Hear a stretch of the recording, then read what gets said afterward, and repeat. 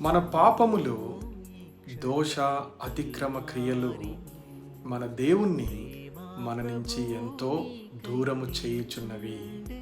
మన దేవుడు మనతో మాట్లాడకుండా చేయుచున్నవి. మన విషయంలో ప్రభువారు మౌనముగా ఉండే పరిస్థితి మన పాపములు సృష్టించుచున్నవి. కాబట్టి ప్రియ సహోదరుడా, సహోదరి, నీ పాపములను వెంటనే ప్రభువారి సన్నిధిలో ఒప్పుకొను.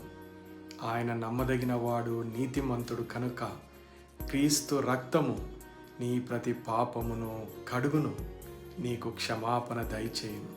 తద్వారా దేవుని యొక్క సహాయం వెంటనే నీకు అందించబడుతుంది. ప్రభు యొక్క మాట నిన్ను చేరుతుంది. ప్రభు యొక్క ఆలోచన నీకు సహాయపడుతుంది. ఆలస్యము చేయకు ప్రియ సహోదరుడా, సహోదరి.